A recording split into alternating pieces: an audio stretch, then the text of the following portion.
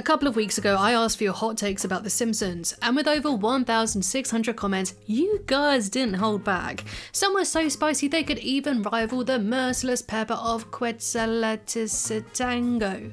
The merciless peppers of Quetzalcoatl. Thanks, Wiggum. So let's kick things off with hot take number 1. Frank Grimes was 100% right. Not sure about this one. On one hand, I can see how old Grimey would feel angry and jealous of Homer, who could afford a big house, look after 3 kids on a single income, and do all of these amazing things, and even go to freaking space. Went into outer space. You. Sure. You've never been? Would you like to see my Grammy Award? He also seems very annoying to work with, while Grimesy was just trying to make an honest living. Simpson, do you know who chewed my... But on the other hand, it was Grimey's obsession with Homer that led to his downfall, not Homer. Look, everybody! Simpson's in a contest with children! Hey, shh! You're making us miss the contest. He was bitter, petty, and overly jealous. And if he just ignored Homer or accepted his friendship, old Grimey would still be alive today. Well, I don't need safety gloves because I'm Homer Simpson. The Simpsons doesn't take advantage of the fact that it's immortal and just won't go insane like Moe and Meg Wimby switching places for a season and a half, or Mr. Burns and Sideshow Mel teaming up. Just something that makes you go, they gave up and they don't care, and just go nuts. Personally, I disagree with this one for a few reasons. Firstly, I think that's what the Treehouse of Horror specials were introduced for, to have these more insane, spontaneous, or risk-taking moments that didn't really affect the main series. And because we have that, I don't really get the craving to see it in the show.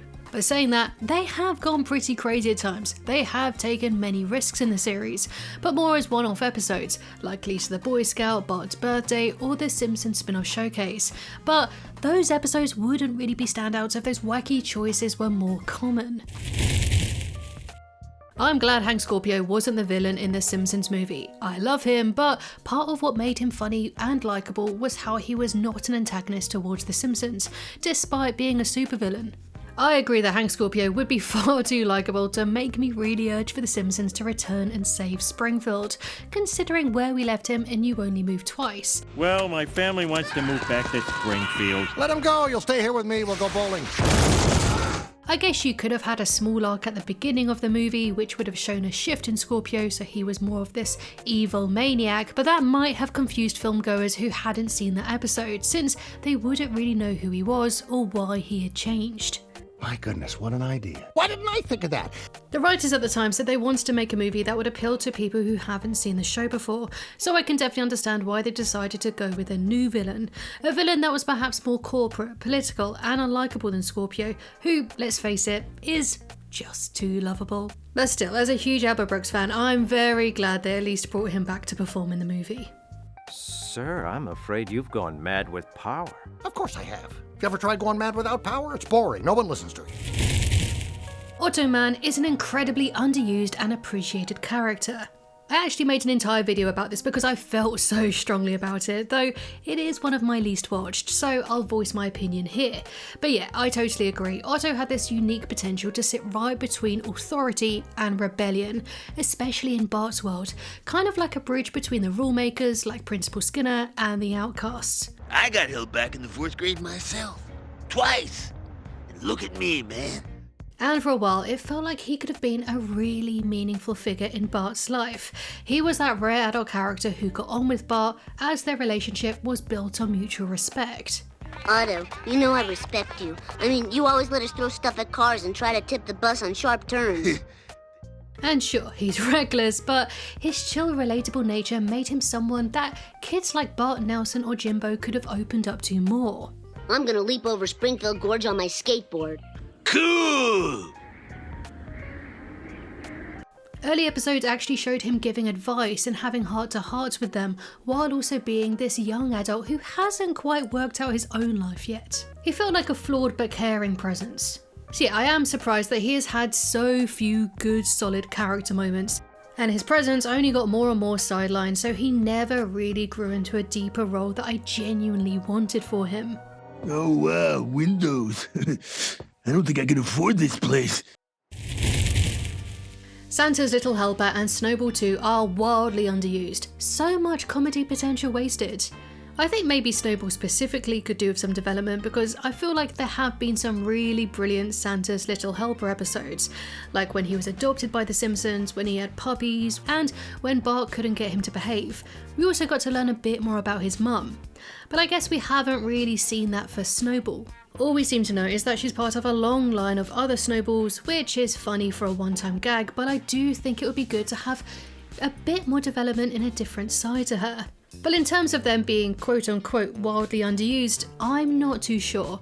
I'm sure it is incredibly hard to make characters who can't speak entertaining, hence why I think they dedicated the Disney shorts to be more Maggie-centric episodes.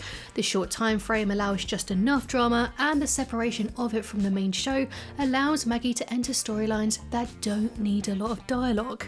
This is because visually and conceptually, they're so much wackier than the normal show. So maybe there could be more potential for the pets in this kind of format. Or, at least a segment in a Treehouse of Horror episode. But no, personally, I don't really long for the pets to be used in the day-to-day running of the show. What would you guys like to see from them? The show should have a season that's entirely serialized. I think that could be a really interesting idea, and seeing as they have got enough seasons to play with for the renewal, it could be a great use to tell one big story. But then again, that didn't work so great for South Park.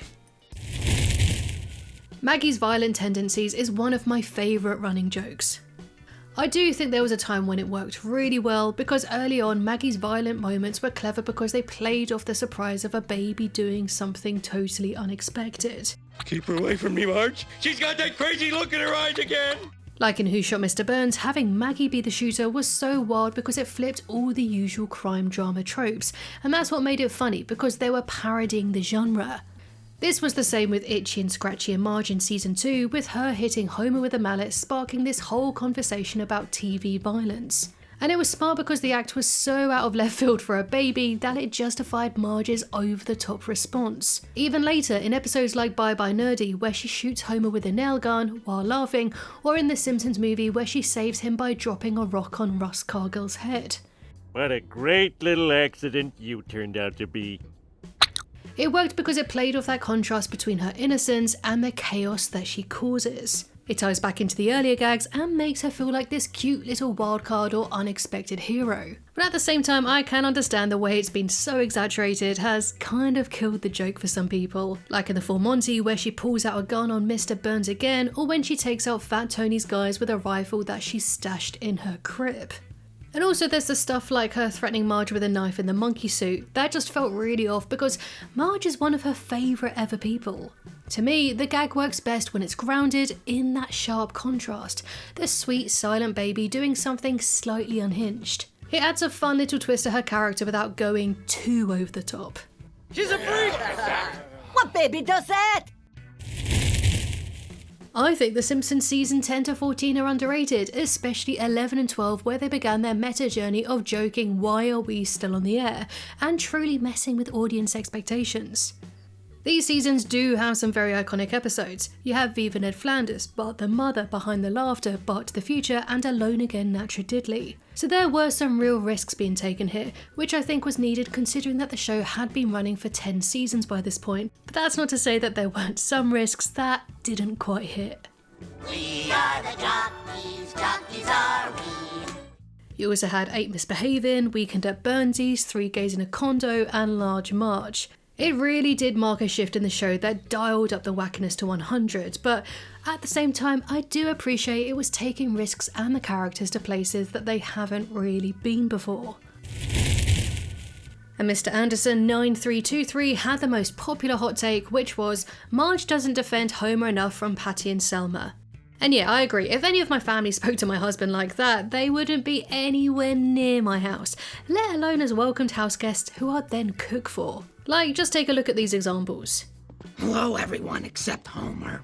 Am I wrong? Or did it just get fatter in here? A tombstone? It came with the burial plot, but that's not important. The important thing is, Homer's dead. When you come out of there, the first thing you're gonna see is a man with a good job.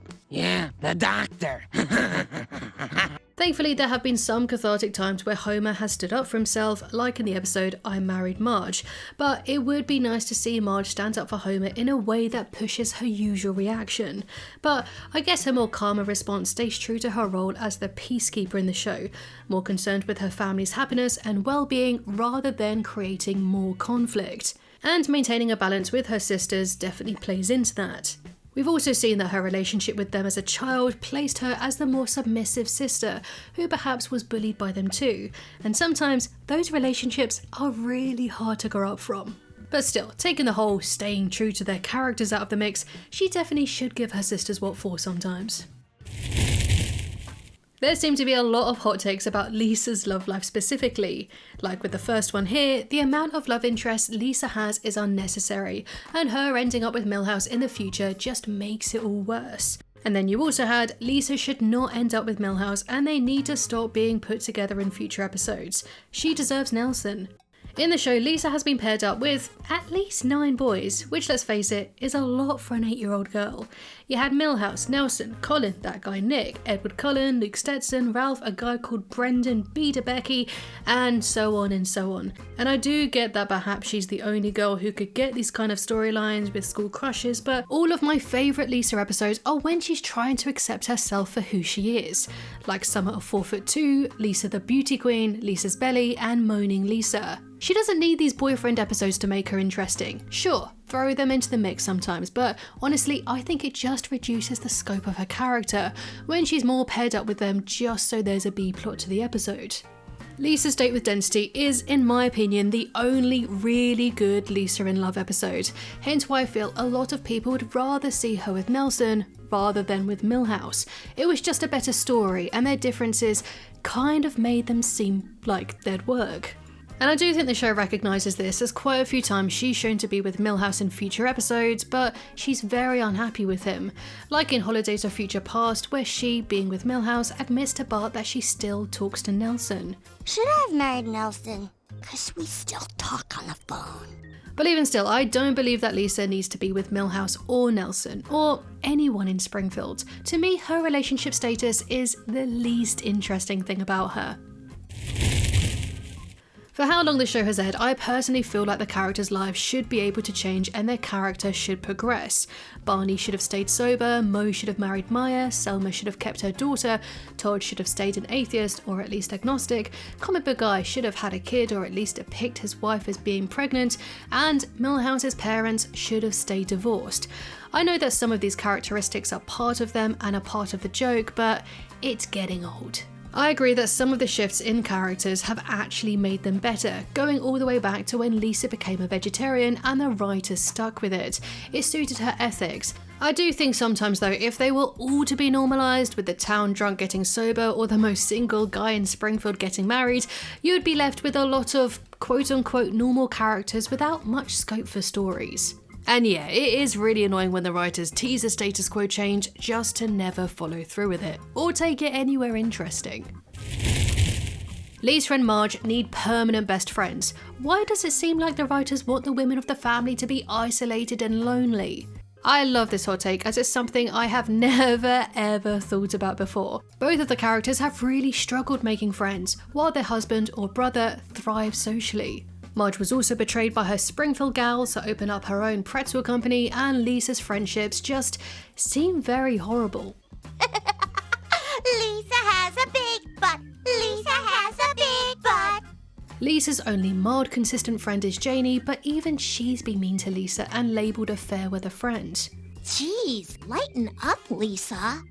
But it would be good to see more friendships with women like Ruth Powers, who could really build up Marge and Lisa. Or even just nice people that they can have a laugh with. So there you have it, those are my reactions to your hot takes, and if you have any more, feel free to write them down in the comments and maybe there might be a part 2 to this video. But for now, thank you so much to my Flying Hellfish patrons, and I'll smell you later.